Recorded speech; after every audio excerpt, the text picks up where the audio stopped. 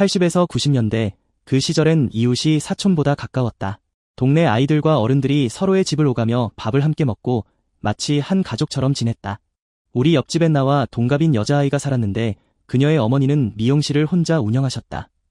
그래서 아이는 우리 집에도 자주 놀러왔고 자연스럽게 함께 밥을 먹으며 친구처럼 지냈다. 우리는 나이가 어려 특별한 감정 같은 건 없었다. 그냥 동네 친구이며 익숙한 존재였다. 시간이 흘러 우리는 초등학교를 졸업했다. 그런데 그 아이의 집이 이사를 갔다. 아쉬움은 있었지만 당시엔 그게 전부였다. 세월이 지나면 자연스레 멀어지는 잊혀지는 관계라고 생각했다. 그렇게 또 몇 년이 흘러 고등학교에 입학한 날이었다. 입학식이 끝나고 친구들과 어울리던 중 누군가 어깨를 툭 치며 잘 지냈어? 하고 말을 거는 목소리에 뒤를 돌아봤다. 그곳엔 내가 알던 그 아이가 서 있었다. 그런데 너무 달라져 있었다. 어릴 적 코올릭의 소녀였던 그녀는 예전의 모습이 남아있으면서도 이제는 정말 여자처럼 보였다. 놀랍도록 예뻐져 있었다. 오랜 인연 덕분에 우리는 금방 친해졌고 야간 자율학습을 핑계로 거의 매일 붙어 다녔다. 처음에는 친구였지만 점점 그녀를 향한 감정이 달라졌다. 단순한 친구 관계의 우정이 아니라 분명한 이성의 느낌이었다.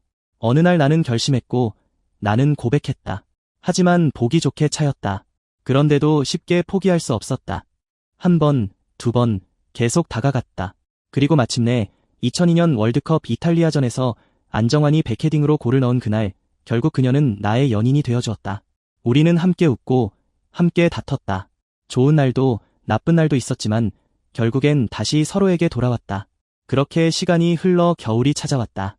그런데 그녀가 사라졌다. 아무 말도 없이.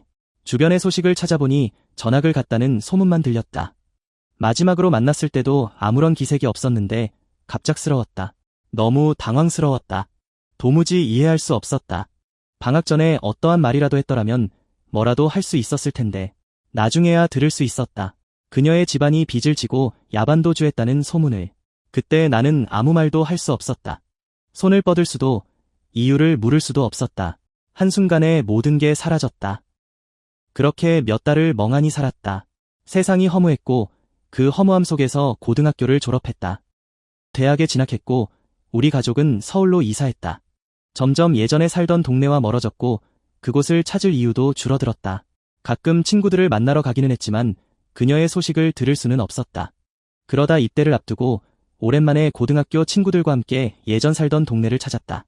그날 우리는 술을 마시고 한참을 떠돌았다.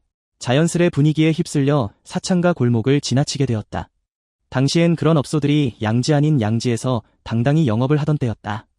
여기저기서 놀다 가세요. 라는 소리가 들려왔다. 어떤 여자는 팔을 붙잡고 가게로 끌어당기기도 했다. 어딜 가야 하나, 가지 말아야 하나. 나는 주저주저 하고 있었다. 그때였다. 오빠, 놀고 가. 너무 익숙한 목소리가 들려왔다. 그 순간 몸이 얼어붙었다. 아냐, 이건 아닐 거라고, 절대 아닐 거라고 스스로를 속이며 천천히 고개를 돌렸다. 그리고 나는 보고 말았다. 그곳에서 일을 하고 있는 그녀를. 숨이 턱 막혀 숨이 쉬어지지 않는 것 같았다.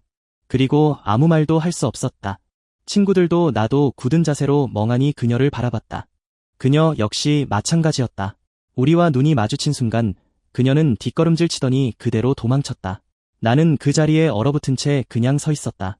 친구들이 내 어깨를 두드리며 무언가 말했지만 아무것도 들리지 않았다. 정신이 나간 사람처럼 몸을 이끌고 집으로 돌아왔다. 이틀 동안 아무것도 하지 못했다. 이게 말이 되는 일인가? 왜 거기서 그녀를 본 걸까? 무슨 일이 있었던 걸까? 아무것도 알 수 없었다. 그녀는 왜 그곳에서 일하고 있었을까? 지금도 답을 모른다. 단 한 가지 확실한 것은 그날 이후 나는 두 번 다시 그곳을 가지 않았다는 것이다. 친구들이 가자고 해도, 지인들이 가자고 해도, 어떤 핑계를 대서라도 나는 빠져나왔다.